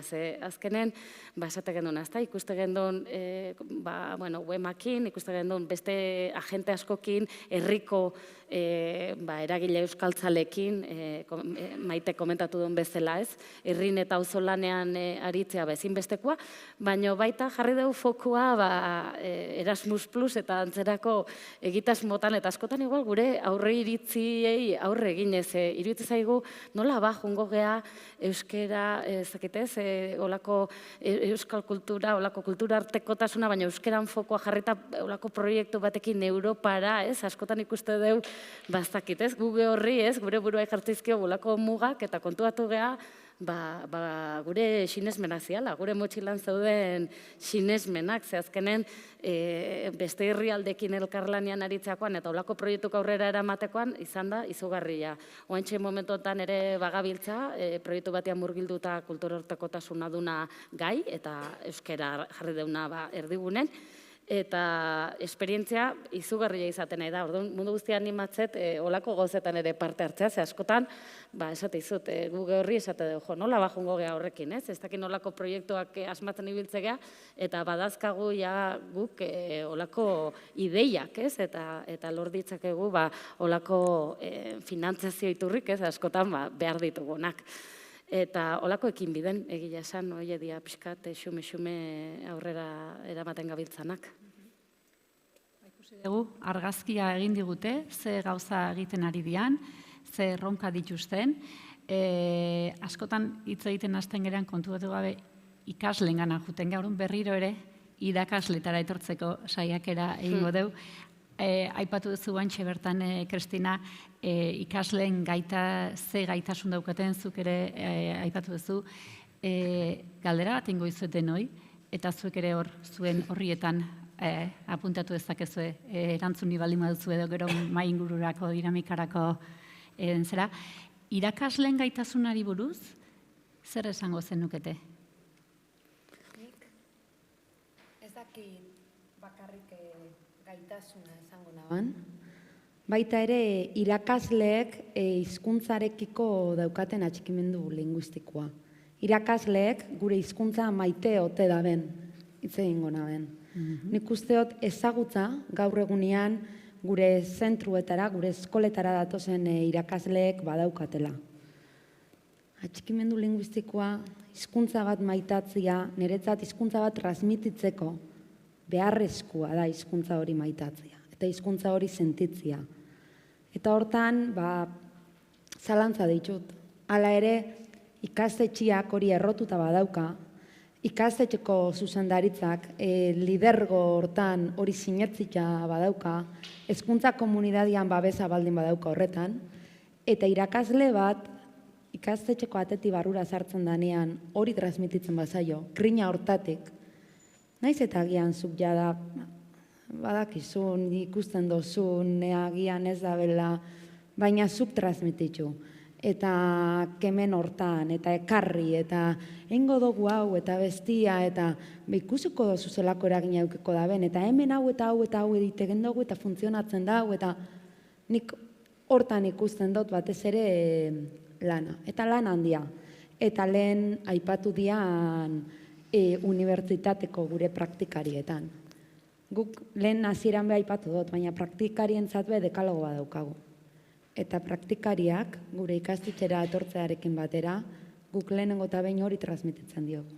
Bat, euskaraz hitz egin behar dela, ez dagoela beste aukerarik, ez bakarri gela barruan, baita behi garo bideetan, eta mesedez kalean ere gure ikasleen erreferente direla eta hitz egiteko euskaraz, eta animatzen ditugula baita ere euskara maitatzera. Euskaldun izate hortan. Eta ja da ikastolako garai bateko ikaslea badia hor goindik eta ekarpen, baina zu garai baten eta bultatzen ditugu maitasun hortara. Niretzat hor dago gakoa. Ezagutza badago, baina erabilera eta maitasuna ez dakit hor badago gakoa. Hala ere, lehen esan bezala, nahitasuna ikastolak badauka hor hermoso zonalde erdalduna bada ere, eremu soziolinguistiko erdaldun baten badago ere, inguruan Lehartiba eskualdea izan da adibidez, handik datoz irakaslego asko, badauka nahiko bermatuta datorren irakaslegoa, euskal, ama hizkuntza gainera euskara daukana izatia. Gainera badakitelako bertara datozenak nora datozen. Baina hor dago niretzat gakoa. Zuen iritzia? Zuten da? Bai. Nik gauzatxo bat gehitzearen. Gure ikastetxetan, guk ez ditugu aukeratzen irakasleak. Irakasleak aukeratzen gaituztegu. Orduan, ikastetxe batek proiektu on bat baldin badauka, ilusia pizten duen proiektu bat, horretara animatzen den eta horra proiektu horretan parte hartu nahi duten irakasleak etorriko dira. Eta gaur egun jente gaztea oso ondo prestatuta dago. Oso ondo prestatuta eta ganera gogotsu lanerako. Orduan, garrantzitsua da ikastetxe batek proiektu on bat izatea. Ze horrela aukeratuko gaituzte lanerako. izan ere lehen esaten abana, errotuta izateak, ara datorren irakasleak badaki nora datorren, eta ikastetxe hortara joatia eta ikastetxe hortan lan egitea aukeratzen dau. Beraz, hori da garrantzitsuena, lidergo linguistiko hori izatea, ikastetxeak sinesmen hori eukitzea, hizkuntza proiektua kajoian beharrian aktiboki eukitzea, eta gero ikastetxe horrek hori dana bermatu ahal izateko zuzendaritzaz gain behar ditu pertsona referentziak ikastetxe horretan. Garai batetik gaur eguneraino datozenak. Eta ikastetxearen beti egon behar da aurrera pausua eta eraldaketa. Baina nik adibidez zuzendaritzan sartu nintzanean, hain hezkuntza proiektu sendua eta hizkuntza proiektu sendua eukitzia, abantaila handi bat izan zen. Hain jende jantzia, beraien ikastolan sinesten zebena inguruan eukitzia, abantaila bat izan zen. Eta gaur egun ere zuzendaritzako lidergo hortatik oso ondo pertsona horrek identifikatu behar ditugu. Gure indargune dira. Pertsona horiek estrategikoki etapa, adibidez aurre hezkuntzako etapan batzuk, bestiak lehen hezkuntzako etapan, ziklo desberdinetan banatuta, batzordeetan, hor kokatu behar dira.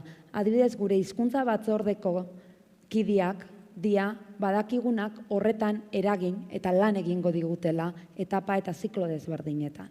Sinesten dutela. Eta hartuko dirala lehen esaten zuten, lurra ikutu behar dugu. Bai, lurra ikutu behar dugu. Lurra ikutze hortan, bai, gure hizkuntza proiektuak urte asko dituta sendua da, baina egunerokoan, bai, gure emaitzak aztertu eta hau hobetu behar dugu, bai, irakasle horiek identifikatu behar dabe, hau hobetuko dugu, beste hau hobetuko dugu, gure zikluan behar izan hau daukagu, eta gero ikastetxe mailan erabakiak hartu eta implementatuz. Alde hontan, ez dakit agian gaiakin ez dator momentu hontan guztiz, bai esan, gure ikastetxeak ere aurre hezkuntzatik azken urtietan ama hizkuntza da lehenengo bermatu behar da, gero bermatuko dugu euskera, egon dia era honetako mugimenduak. Eta hizkuntza batzordetik behin eta berriro argi izaten gendun. Horigatik lidergoak argi eduki behar daun orantza doian. Bai, ados, ama hizkuntza garatu behar dugu. Eta ume bakoitzaren ama hizkuntza erabateko garrantziak eta gero transferentzia hori egiteko ere. Baina guk euskara bermatu behar dugu gure ikastolan. Eta gure ikasleentzat euskaraz eta euskal kulturan erreferentzia izan behar gara aurre hezkuntzatik. Eta gure ikasleei euskararen erabilera bermatze hortan gu hor gaude. Eta gotxotasunetik eta babesgunetik eta arnazgunetik laguntza hori eman behar diogu. Ez dugulako ahaztu behar, hizkuntza gutxitu bat eta ari garela, horregatik ari garela euskararen bizi berritzeaz eta euskal kulturaren transmisio horren beharraz, Euskal Herrian, egoera horretan gaudelako ez da.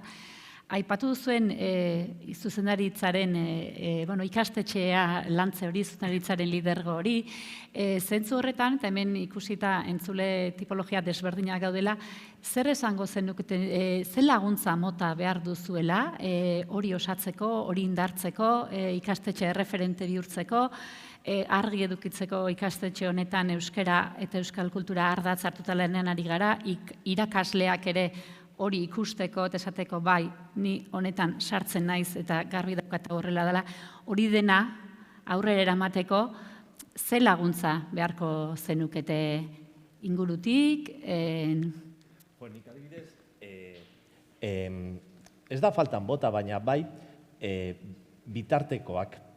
Hau da, batzuetan erreferentzialtasunezko materialak. Egon badaude gauza batzuk, baina nik faltan botatzen dut, azten baldin bazara bideo bat bilatzen sistema solarrari buruz, segurazki egon badaude, baina ez dago non topatu gauza asko aldi berean. Plataformen guk adibidez ikasle etorri berriekin, Makusi, Primeran, hori familiei esaten zaien lehenengo gauza da, holako sorta euskaraz murgiltzeko euskaraz dauden bitartekoak bere ganatzea, ze bestela, familiek eta ikasleek hegemonikoak diren gauzetara joko dute. Orduan, guk erreferentzia horiek behar du faltan botatzen ditugulako. Eta segurazki egon badaude, baina batzuetan ez daude antolatuta igual instituto batek beharko luken bezala. Eta horregatik askotan zer egiten dugu, bakoitzak gure guda pertsonala, hau da, gure materialak sortu, baina nik sortu dudanez, zergatik emango diot besteari. Eta nik hori ez dut ulertzen, ze azkenean, nik zerbait ona egin baldin badut, eta nire institutorako baliagarri izan bada, ni jende guztiarekin partekatu nahi dut. Ez daukat inolako arazorik, eta inkluso martxan jarri behar bada, edo laguntza behar bada, laguntzeko prest gaude. Eta nire ustez, filosofia aldaketa hori oso importantea da. Bai, guk horrekin lotuta eske justo, Elgoibarren bentsat bai ikusi deuna da, herri mailako erantzun bat igual kasu batzutan baita. Azkenen bakoitza beak aipatzen hildotik ez, bai izan daiteke institutoa edo beste eskola, ikastola, guztiok arazo edo ez dakit egoera berdinai erantzuteko erronkan aurrean gaude. Eta igual Fernandok aipatzen aritik sortzia erantzun bat igual kolektiboa dana, ezta? Herri mailako apostu bat erantzun bat, eta gero ez egotea ikastola bakarrik horre guda hortan edo eskola, berdintza. Eta kasu honetan danok olako egoera erantzun osatu bat edo eraiki badezakeu, gero implementatzeko eta iruditzen zaigu askoz ere erresagoa izango litzatekela. Eta beak aipatzen duen modun, holako kasutan erreferentziak, igual familia erreferentziak horrekin ere bagabiltza usurbileko agealago bilo, harreman sarea, azkenean ere badago, ez? Usurbila etorri dian familiei, hartatze zaienean, aukera dakate herritar bat izendatzeko, eta horrek laguntzen die, herria hobeto ezagutzen, edo zein egitasmo aurrera eramaten, holako ideiekin ere bagabiltza, iruditzen zaigu holako proposamenak zabaldu beharko liratekela, igual gu bezala Euskal Herriko beste zintxuko eta herrita. Nik falta baino gehiago hildo honetan jarraitzia nahiko nuke esan. Azken urteetan guretzat oso baliagarria izan da gidalerro argiak eukitzia. Formakuntzak irakasleentzat antolatuta etortzia eta zein da norabidea argi izatea. Zuzendaritza batek azkenian behar dabena da bere klaustroari noragoa zen, baina noragoa zen denok, eta guk esaten dugun hori, ez diala gure sinismenak bakarrik, helaraztia. Lehen zan, nik horrela pentsatzen dut, hau eta haugatik, bestiagatik, nire lanetik, irakasle lanean, niri, baina orain da babesa. Gidalerruak oso argi daude, eta guretzat babesa da, argi izatia noragoa zen. Noragoa zen eta horretarako horrelako foroak egotia gaur hemen gauden moduan, baita ere formakuntzak lehengo baten iteteetakoan egon gara, orain dator formakuntza katalogo oso zabala daukagu baita aurre irakurketan, dekodifikazioan, ulermen estrategietan, lehen Begoñak Berbalapiko proiektua aipatu dau, Eusle programa, indartuz neurria, ditugu hainbat programa, neurri, formakuntza, eta orduan zuzendaritzari dagokiona da ikustia departamentuan nora doan, hezkuntza saila nora doan, eta bide hori hartzia eta bide horretan gidalerruak markatzia baita ere ikastetxe barruan, eta klaustroari bere emaitzak aztertu, emaitzak aurkeztu, eta non inziditu behar dugun, eta horretarako lan egin behar dugula, transmititzia eta grina hori ematia. Eta niretzat ditugun programa, proiektu horrek dia aukerak. Zerbait gehitzeko, Lorea, amaite horretik? Esan dakoaren arira. Zer beharko genuen, batzutan igual ikastetxeen autonomiatik sortutako proiektu horietan sinistea, eta babesa ematea, Eta gero bestalde batetik, egia da, Fernandok esan duen bezala, gure klaustroak aldakorrak izaten dira, ez da? Baina nik uste dut hori azkenean koiunturala dela. Osea, neurriak hartzen ari direla eta momentu honetan ari garela transizio momentu baten, ez da? Belaunaldi aldaketa baten gaude ganera ez bakarrik hezkuntzan, ez da? Gainontzeko leku guztietan ere bai, eta hori nabaritzen da hezkuntzan ere bai.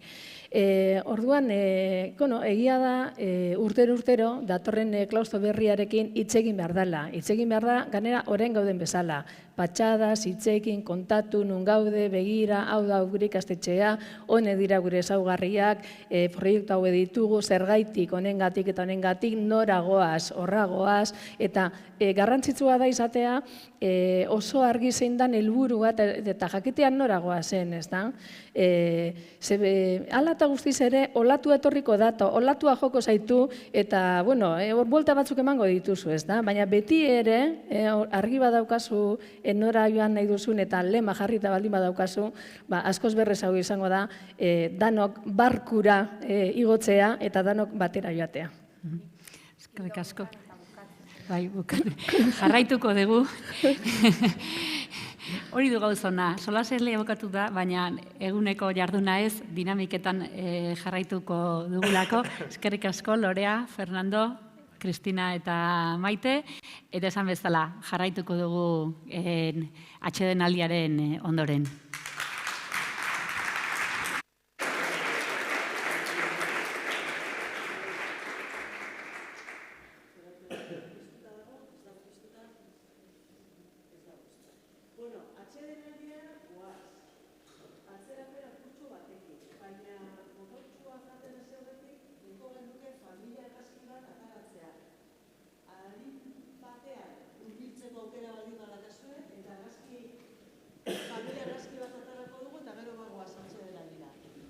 Eta pixka luzatuko dugu atsedenaldia, ez uki beldur.